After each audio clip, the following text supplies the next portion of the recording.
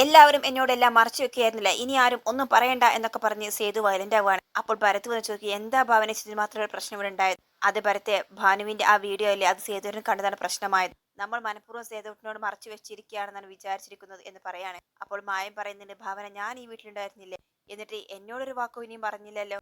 സേതുവേട്ട, നമ്മളോട് പറയാൻ പറ്റാത്തത് കൊണ്ടാണല്ലോ ഇവരൊന്നും പറയാതിരുന്നത്. ഇനി ഇതിന്റെ പേരിൽ എന്തുണ്ടായാലും നമ്മൾ ഇടപെടാതിരുന്നാൽ പോരെ?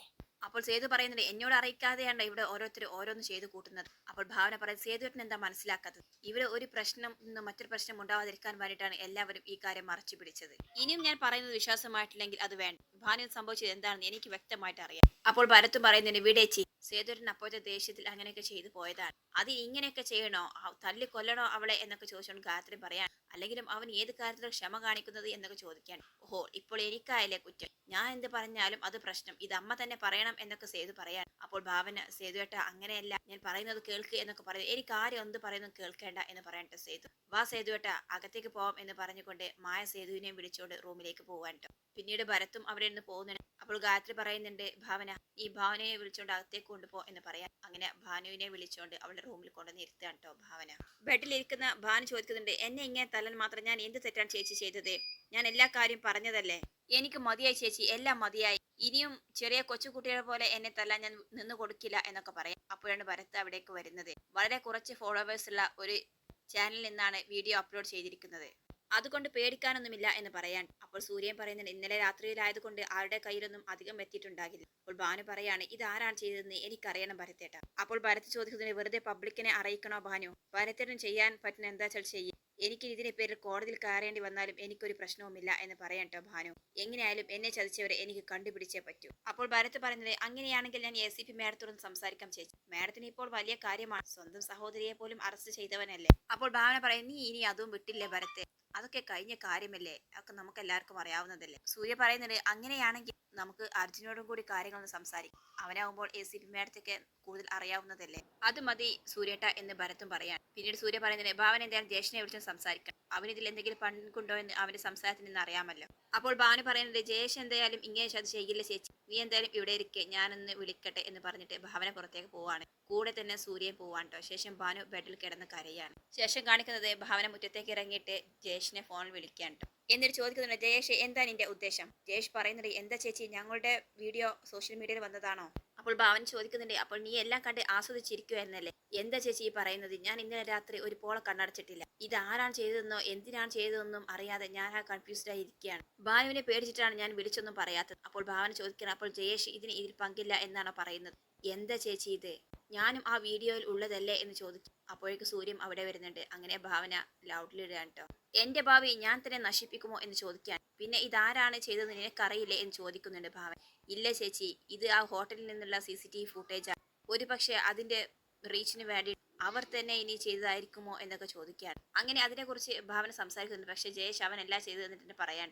അവസാനം സൂര്യ ആ ഫോൺ വാങ്ങിയിട്ട് പറയുന്നു, ജയേഷ് അങ്ങനെയാണെങ്കിൽ ഞങ്ങൾ ഇത് ലീഗലായിട്ട് മൂവ് ചെയ്യാൻ പോവുകയാണ്, അങ്ങനെയാണെങ്കിൽ അതാണ് നല്ലത് എന്ന് ജയേഷും പറയാൻ. അവസാനം അവർ ഫോൺ കട്ട് ചെയ്യാണ്. എന്നിട്ട് ഭാവന പറയുന്നത്, ഈ കാര്യത്തിൽ ജയേഷിന് യാതൊരു പങ്കുമില്ല സൂര്യ. ഭാനുവും അത് തന്നെയാണ് പറയുന്നത്. അങ്ങനെയാണെങ്കിൽ ജയേഷ് പറഞ്ഞതായിരിക്കും ശരി. സ്വന്തം ചാനൽ റീച്ച് കിട്ടാൻ വേണ്ടിയിട്ട് ആരെങ്കിലും ചെയ്തൊരു പണിയായിരിക്കാം ഇത്. ഇപ്പോഴത്തെ അവസ്ഥയിൽ കോപ്പിറൈറ്റ് ഒന്നും ഇല്ലാതെ അവർക്കൊരു വീഡിയോ അപ്ലോഡ് ചെയ്യാനായി അത് നല്ലതായിരിക്കുമല്ലോ. എന്തായാലും നമുക്കിത് ലീഗലായിട്ട് തന്നെ മുന്നോട്ട് നീങ്ങാം. ഭാരതിനോട് ആലോചിച്ചിട്ട് വേണ്ടത് എന്താണെന്ന് വെച്ചാൽ ചെയ്യാം എന്ന് പറയാൻ.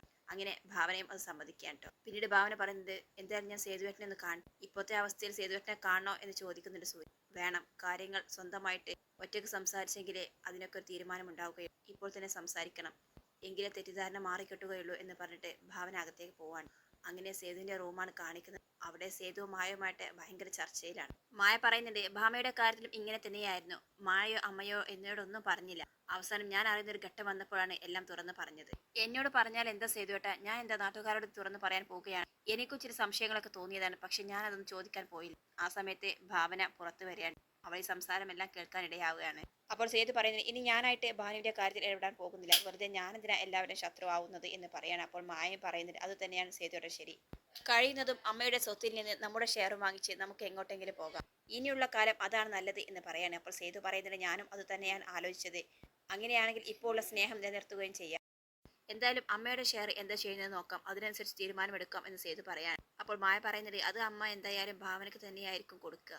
അപ്പോൾ സേതു പറയുന്നുണ്ട്, അങ്ങനെയാണെങ്കിൽ എനിക്ക് കുഴപ്പമില്ല, അവരാണല്ലോ ഇത്രയും കാലം ഈ കുടുംബം നിലനിർത്തിക്കൊണ്ട് പോയത്, ബാക്കിയുള്ളത് എല്ലാവർക്കും ഈക്വൽ ആയിട്ടായിരിക്കും കൊടുക്കുക എന്നൊക്കെ പറയട്ടെ മായ.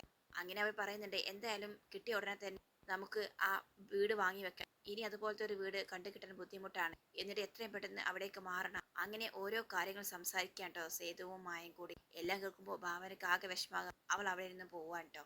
അങ്ങനെ മുറ്റത്തേക്ക് ഇറങ്ങാൻ നോക്കുമ്പോഴാണ് അവിടെ ഭരത്തും അരുന്ധതിയും സംസാരിക്കുന്നത്. അവരും സെയിം കാര്യം തന്നെയായിരുന്നു. സിക്കിയുടെ സെൻട്രൽ ഒരു വീട് കണ്ടുവച്ചിട്ടുണ്ട്, അത് നമുക്ക് വാങ്ങാം, അതാവുമ്പോൾ നമുക്ക് ഒരു പ്രൈവസി ഒക്കെ ഉണ്ടാകും, ഇങ്ങനെ കൂട്ടുകുടുംബമായാൽ ഒന്നും നടക്കില്ല എന്നൊക്കെ അവർ രണ്ടുപേരും സംസാരിക്കുകയാണ് കേട്ടോ. ഇനിയിപ്പോൾ മോഹനൻ മാമനെ സേതുവേട്ടൻ എന്തായാലും അവരുടെ ഷെയറിൽ നിന്ന് കൊടുക്കും, അങ്ങനെയാണെങ്കിൽ നമുക്കും കൊടുക്കണ്ട എന്ന് പറയാട്ടോ അരുന്ധതി. ഭാമേച്ചി പിന്നെ എന്തായാലും കൊടുക്കും, എല്ലാവരും അങ്ങനെ തീരുമാനിക്കുന്നതെങ്കിൽ നമുക്കും അങ്ങനെ തന്നെ ചെയ്യാം എന്നൊക്കെ അവർ പറയാൻ. ഇത് കേൾക്കുമ്പോൾ ഭാവനക്ക് നല്ല വിഷമം ഉണ്ടാക്കാൻ കേട്ടോ. അങ്ങനെ അവൾ അകത്തൂടെ നടക്കാൻ ഓരോ കാര്യങ്ങൾ ആലോചിച്ചു. ഇനി ഭാമയുടെ തീരുമാനം എന്തായിരിക്കുമോ ആവോ എന്നൊക്കെ ആലോചിക്കാം. അതേസമയം ഭാമയുടെ റൂം കാണിക്കുന്നുണ്ട്, അവിടെ അഭി എത്തിയിട്ടുണ്ട് കേട്ടോ. അഭിയുമായിട്ട് ഭാമ സംസാരിക്കുകയാണ്. അമ്മയുടെ സ്വത്തുക്കൾ കൊടുക്കാതെ ഇത്രയും കൈവശപ്പെടുത്തി ഉപദ്രവിച്ച ആ മോഹൻ മാമൻ എന്തിനാ സ്വത്ത് കൊടുക്കുന്നത്? ഞാൻ എൻ്റെ ഷെയറിൽ നിന്നും ഒരു തരി പോലും കൊടുക്കും, വേണമെങ്കിൽ അമ്മയും ഭാവനച്ചും കൊടുത്തോട്ടെ, എന്നാലും ശരി ഞാൻ കൊടുക്കില്ല എന്നൊക്കെ പറയാൻ. അപ്പോൾ അഭി അതിനെ എതിർക്കാണ്. എന്താ ഭാമേ നീ ഇങ്ങനെയൊക്കെ സംസാരിക്കുന്നത്? ഒന്നും അറിയാത്തതുപോലെയാണോ നീ സംസാരിക്കുന്നത്? എല്ലാവരും എന്താ തീരുമാനിക്കുന്നതെന്ന് വെച്ചാൽ അത് നീയും തീരുമാനിക്കണം, അങ്ങനെയാണ് വേണ്ടത്, അല്ലാതെ എല്ലാവരിൽ നിന്ന് വെറുപ്പ് നീയായിട്ട് സമ്പാദിക്കാൻ അവസാനം നീ മാത്രം അവരുടെ ശത്രുവായി മാറും എന്നൊക്കെ പറയാൻ. അങ്ങനെ സ്വത്തിനെ കുറിച്ച് തന്നെയാണ് അവരും സംസാരിക്കുന്നത്. അഭിയുടെ ഓരോ കാര്യങ്ങൾ കേൾക്കുമ്പോൾ ഭാവനയ്ക്ക് ശരിക്കും സന്തോഷം തോന്നുകയാണ്. അങ്ങനെ എല്ലാവരുടെ സംസാരം കേട്ട് ആകെ വിഷമിച്ച് അവൾ മുറ്റത്തേക്ക് ഇറങ്ങാണ്. അപ്പോൾ സൂര്യ അവിടെ ഇരിപ്പുണ്ടായിരുന്നു. സൂര്യ ചോദിക്കുകയാണ്, എന്തായി, നീ സേതുവേട്ടനെ കണ്ട് സംസാരിച്ചോ? അപ്പോൾ ഭാവന പറയുന്നുണ്ട്, ഇല്ല സൂര്യ, അതെന്തേ സംസാരിക്കാൻ കഴിഞ്ഞില്ലേ എന്ന് ചോദിക്കുന്നുണ്ട്. ഞാൻ അവിടെ സേതുവേട്ടൻ്റെ അടുത്ത് ചെന്നപ്പോഴേക്കും അവിടെ മായച്ചും സേതുവേട്ടനും കൂടി സ്വത്തിനെ കുറിച്ചുള്ള ചർച്ചകളാണ്.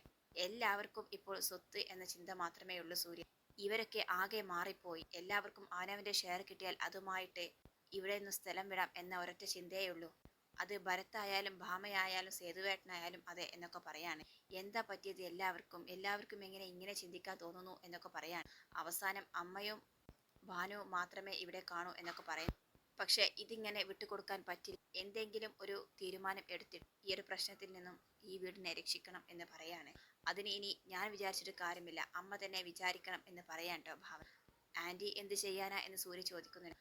അതൊക്കെയുണ്ട് സൂര്യ, ഇനി അമ്മ വേണം ഇവിടെ തീരുമാനമെടുക്കും, എങ്കിലേ കാര്യങ്ങൾ കൂടുതൽ കോംപ്ലിക്കേറ്റഡ് ആവാതെ നല്ല രീതിയിൽ അവസാനിക്കുകയുള്ളൂ എന്ന് പറയുന്നുണ്ട്. അപ്പോൾ സൂര്യ പറയുന്നത്, ഇനിയിപ്പോൾ ഭാനുവിന്റെ കാര്യം വരും, ഇവിടെ ആരും ഉണ്ടാകില്ല എന്ന് തോന്നുന്നു, മാത്രമല്ല അവൾക്ക് ഇനി ഒരു വിവാഹമൊക്കെ കണ്ടെത്തി നടത്തി കൊടുക്കുകയാണെങ്കിൽ അതിൽ പങ്കെടുക്കാൻ പോലും ഇവർക്കൊക്കെ സമയം കാണുമോ എന്ന കാര്യത്തിൽ സംശയമുണ്ട് എന്ന് പറയാൻ കേട്ടോ. അപ്പോൾ ഭാവന പറയുന്നുണ്ട്, അത് ആരും ഇല്ലെങ്കിലും എൻ്റെ അമ്മക്കൊപ്പം ഞാനുണ്ടാകും, എത്രയും പെട്ടെന്ന് ഭാനുവിന് ഒരു നല്ലൊരു ആലോചന കണ്ടെത്തി അവളുടെ വിവാഹം നടത്തണം, എങ്കിലേ ഇനി എനിക്ക് സമാധാനം ഉണ്ടാവുകയുള്ളൂ എന്നൊക്കെ ഭാവന പറയുന്നു. മാത്രമല്ല ഈ പ്രശ്നത്തിന് ഒരു പരിഹാരം ഭരത്തുമായിട്ട് സംസാരിച്ച് തീരുമാനിക്കും, എന്നിട്ട് നമുക്ക് അർജുനനുമായിട്ട് കാര്യങ്ങൾ തീരുമാനിക്കണം, ഇനി ലീഗലായിട്ട് മുന്നോട്ട് പോയെങ്കിലേ ശരിയാവുകയുള്ളൂ എന്നൊക്കെ അവർ സംസാരിച്ച് ഒരു തീരുമാനത്തിലെത്തുകയാണ് കേട്ടോ. അങ്ങനെ ഭാവന അമ്മയെ കാണട്ടെ എന്ന് പറഞ്ഞ് അകത്തേക്ക് പോവാണ്. അപ്പോഴാട്ടെ ഗായത്രി ഭാനുമായിട്ട് സംസാരിക്കാണ്ട്. ഭാനു പറയുന്നത്, ഇതൊരിക്കലും ജയേഷല്ല ചെയ്തത്, ജയേഷ് ആയിരുന്നെങ്കിൽ എന്നെ പോലെ തന്നെ അത് ജയേഷിന്റെ ഭാവിയെയും കൂടി ബാധിക്കും, അതുകൊണ്ട് ഇതൊരിക്കലും ജയേഷല്ല ചെയ്തത്, ഇത് മറ്റാരോ കളിക്കുന്ന കളിയാണ് അമ്മ എന്നൊക്കെ പറയുന്നത്. അപ്പോഴാണ് ഭാവന അവിടേക്ക് വരുന്നത്. ഭാവനയും എല്ലാം കേൾക്കുന്നുണ്ടായിരുന്നു. ഭാവന പറയുന്നത്, ഭാനു നീ ടെൻഷൻ അടിക്കാതിരിക്കും, ആരായാലും നമ്മളത് കണ്ടെത്തിയിരിക്കും, നമ്മൾ നിയമത്തിന്റെ വഴിയിലൂടെ തന്നെയാണ് നീങ്ങാൻ പോകുന്നത്, ഇനി അവരെ വെറുതെ വിട്ടുകൂടാ, നീ സമാധാനമായിട്ട് അകത്തേക്ക് പോ എന്ന് പറയാൻ. അങ്ങനെ ഭാനു അകത്തേക്ക് പോവാണ്. ശേഷം ഗായത്രിയുമായിട്ട് ഭാവന സംസാരിക്കുകയാണ്. അമ്മേ, ഇവിടെ എല്ലാവരും നമ്മൾ ഉദ്ദേശിച്ചതുപോലെയല്ല, സ്വത്തെന്ന് കേട്ടപ്പോൾ എല്ലാവർക്കും ഇവിടെ അത്യാഗ്രഹവും അവരുടെ മോഹങ്ങളുമായിട്ടുണ്ട്, അതുകൊണ്ട് അമ്മയും ഭാനുവും ഞാനും തനിച്ചാവാതിരിക്കണമെങ്കിൽ അമ്മ ഒരു തീരുമാനം എടുത്തേ പറ്റൂ എന്ന് പറയാൻ കേട്ടോ. എന്താ മോളെ എന്ന് ചോദിക്കുന്നുണ്ട്. അപ്പോൾ ഭാവന സേതുവിനോട് സംസാരിക്കാൻ വേണ്ടിയിട്ട് അവളുടെ റൂമിലേക്ക് പോയതും ആ സമയത്ത് മായും സേതുവും സംസാരിച്ചുകൊണ്ടിരുന്നതും പിന്നീട് അരുന്ധതിയുടെയും ഭരത്തിൻ്റെ സംസാരം കേൾക്കാനിടയായതും ശേഷം ഭാമയും അഭിയും പറഞ്ഞ കാര്യങ്ങൾ എല്ലാം പറയാൻ കേട്ടോ. എല്ലാം പറഞ്ഞതിന് ശേഷം ഭാവന പറയുന്നുണ്ട്, ഇവിടെ അമ്മയാണ് ഒരു തീരുമാനമെടുക്കേണ്ടത്, എല്ലാവരും അവരുടെ ഷെയർ വാങ്ങി അവനവന്റെ കാര്യം നോക്കി പോയാൽ പിന്നെ ഇവിടെ ആരും കാണില്ല, എന്തിന് നമ്മുടെ ഭാനുവിന്റെ വിവാഹത്തിന് പോലും ഇവർക്ക് ഒരു ഒഴിവുണ്ടാവാൻ സാധ്യതയില്ല, അതുകൊണ്ട് അമ്മ ഉചിതമായിട്ട് ആലോചിച്ച് തീരുമാനമെടുക്കണം എന്ന് പറയാൻ. ഗായത്രി പറയുന്നുണ്ട്, ഞാൻ എന്ത് ചെയ്യാനാ മോളെ, ഞാൻ തന്നെ പറഞ്ഞു തരാം എന്ന് പറയാൻ. എന്നിട്ട് അവൾ കാര്യങ്ങളൊക്കെ പറയാൻ കേട്ടോ ഗായത്രിയോട്. അങ്ങനെ ഗായത്രിക്കും അത് കൊള്ളാമെന്ന് തോന്നുകയാണ്. ഉടൻ തന്നെ നമ്മൾ ഈ തീരുമാനം എടുത്തിട്ടില്ലെങ്കിൽ എല്ലാം കൈവിട്ടു പോകും അമ്മ എന്ന് പറയുന്നുണ്ട്. അങ്ങനെ ഗായത്രി എല്ലാവരെയും വിളിച്ചു കൂട്ടുകയാണ്. ആദ്യം തന്നെ ഭാവനയും സൂര്യയും അവിടെ ഹാളിലെത്തിയിട്ടുണ്ട്. പിന്നീട് ഭരത്, അരുന്ധതി, മായ, സേതു, ഭാമ, അഭി അങ്ങനെ എല്ലാവരും എത്തുകയാണ് കേട്ടോ. അവസാനം ഗായത്രി അവിടേക്ക് വരുന്നുണ്ട്. എന്നിട്ട് പറയുന്നുണ്ട്, നിങ്ങളോട് എല്ലാവരോടും കൂടി ഒരു തീരുമാനം പറയാൻ വേണ്ടിയിട്ടാണ് ഞാൻ വിളിച്ചത്. ഇപ്പോൾ നമ്മുടെ സ്വത്തിന്റെ കാര്യത്തിന് തീരുമാനമായി. അതിന്റെ ഒറിജിനൽ ഡോക്യുമെന്റ് നമ്മുടെ കയ്യിലെത്തി. ഇനിയിപ്പോൾ അത് കച്ചവടം ഉറപ്പിച്ചാൽ പിന്നെ ഓരോരുത്തർക്കായിട്ടുള്ള ഷെയർ അവനവന്റെ കയ്യിലെത്തുകയും ചെയ്യും. പക്ഷെ അതിനു മുൻപ് എനിക്കൊരു കാര്യം പറയാനുണ്ട്. ഇവിടെ ഇനി ഭാനുവിന്റെ കാര്യത്തിൽ ഒരു തീരുമാനവുമായിട്ടില്ല. അവൾക്ക് നല്ലൊരു ചെക്കനെ കണ്ടെത്തി അവളുടെ വിവാഹം നടത്തണം. അതിന് എല്ലാവരും ഒത്തൊരുമയോട് കൂടെ നിൽക്കണം. ഇവിടെ ഭാനുവിന്റെ വിവാഹം കഴിഞ്ഞതിന് ശേഷമേ എനിക്ക് കിട്ടിയ വസ്തുവിന്റെ വിഹിതം നിങ്ങൾക്ക് തരികയുള്ളൂ എന്ന് പറയാണ്. അപ്പോൾ എല്ലാവരും മുഖത്തോട് മുഖം നോക്കുന്നുണ്ട്. അതിനൊക്കെ അമ്മേ, അവൾ പഠിച്ച് ഡോക്ടർ ആയതിനു ശേഷമല്ലേ വിവാഹം നടക്കുകയുള്ളൂ എന്ന് ചോദിക്കുന്നുണ്ട് ഭാമ. അതിനൊക്കെ എത്ര സമയം പിടിക്കും? അപ്പോൾ സേതു പറയുന്നുണ്ട്, ഞാനാണെങ്കിൽ ടൗണിൽ നല്ലൊരു വീട് കണ്ടുവച്ചിട്ടുണ്ട്. ഇപ്പോഴെങ്കിലും അത് അഡ്വാൻസ് കൊടുത്ത് വാങ്ങിയിട്ടില്ലെങ്കിൽ പിന്നീട് അത്രയും നല്ലൊരു വീട് കിട്ടില്ല എന്നൊക്കെ പറയാണ്. അപ്പോൾ ഗായത്രി പറയുന്നത്, അതൊക്കെ ആവാം, നിങ്ങൾക്ക് നിങ്ങളുടെ ഇഷ്ടം പോലെ തന്നെ നിങ്ങളുടെ വിഹിതം നിങ്ങൾക്ക് പങ്കുവെക്കാം. പക്ഷേ അതിനു മുൻപ് ഭാനുവിന്റെ കാര്യത്തിൽ ഒരു തീരുമാനം വേണം. അത് കഴിഞ്ഞ് ഞാൻ മറ്റെന്തിനേയും കുറിച്ച് ആലോചിക്കുകയുള്ളൂ എന്ന് പറഞ്ഞ് എഴുന്നേറ്റ് പോവാൻ. അങ്ങനെ എല്ലാവരും മുഖത്തോട് മുഖം നോക്കി നിൽക്കുകയാണ്. പിന്നീട് കാണിക്കുന്നത് സൂര്യയും ഭാവനയും ഭരത്തും കൂടി അർജുന് വേണ്ടിയിട്ട് വെയിറ്റ് ചെയ്യാണ്ടോ. അങ്ങനെ അവസാനം അർജുൻ ഒരു കാറിൽ അവിടെ വന്നിറങ്ങുകയാണ്. അവനെ കാണുമ്പോൾ എല്ലാവർക്കും സന്തോഷമാവണ്ടോ. അങ്ങനെ അർജുൻ ഹായ് ഭാവന, ഹായ് സൂര്യ എന്ന് പറഞ്ഞ് അവരുടെ അടുത്തേക്ക് വരുന്നുണ്ട്. ശേഷം ഭാവന ഭരത്തിനെ പരിചയപ്പെടുത്തുന്നുണ്ട്. അവന്റെ പൊസിഷനും കാര്യങ്ങളൊക്കെ പറയാണ്ടോ. എന്താണ് നിങ്ങൾ അത്യാവശ്യമായിട്ട് കാണുന്നെന്ന് പറഞ്ഞത്? ഫോണിൽ സംസാരിച്ചപ്പോൾ എനിക്ക് കാര്യങ്ങൾക്കൊക്കെ ഏകദേശം പിടികിട്ടി. അപ്പോൾ സൂര്യ പറയുന്നുണ്ട്, അതെ അർജുൻ, വല്ലാത്ത ഒരു പ്രതിസന്ധിയിലാണ് ഇപ്പോൾ ഞങ്ങൾ നിൽക്കുന്നത്. എല്ലാം പറഞ്ഞ് അവസാനിപ്പിച്ചു എന്ന് വിചാരിച്ചതാണ്. അപ്പോഴിതാ വീണ്ടും അടുത്ത പ്രശ്നം തുടങ്ങിയിരിക്കുന്നു. ഇനി എന്തായാലും പബ്ലിക് അറിഞ്ഞ സ്ഥിതിക്ക് ലീഗലായിട്ട് തന്നെ ഇതിനെ മുന്നോട്ടേക്ക് കൊണ്ടുപോകും. എന്നിട്ട് കാര്യങ്ങൾക്കൊരു തീരുമാനം ഉണ്ടാക്കണം എന്ന് പറയാണ്. അങ്ങനെ ഭാവന ഉണ്ടായ കാര്യങ്ങളൊക്കെ പറയാട്ടോ. ജയേഷും ഭാനുവും തമ്മിലുണ്ടായതൊക്കെ. അവസാനം അർജുൻ പറയുന്നുണ്ട്, നിങ്ങൾ പറഞ്ഞത് കേട്ടെടുത്തോളാം. ജയേഷ് മനഃപൂർവ്വം ഉണ്ടാക്കിയ ഒരു കഥ പോലെയുണ്ട്. അത് തന്നെയാണ് ഞങ്ങളുടെ സംശയം എന്ന് പറയുന്നുണ്ട് ഭാവൻ. ഇനി എന്തായാലും അവൻ ഭാനുവിന്റെ ജീവിതത്തിലേക്ക് വരും. ആ രീതിയിൽ വേണം കാര്യങ്ങൾക്ക് ഒരു തീരുമാനം ഉണ്ടാക്കാൻ എന്ന് പറയാണ്. അങ്ങനെ അർജുൻ പറയുന്നുണ്ട്, വരട്ടെ, നിങ്ങൾ ഒട്ടും ടെൻഷൻ അടിക്കണ്ട, എനിക്കറിയാം എന്താ ചെയ്യേണ്ടത് എന്ന് പറയാനുണ്ട്.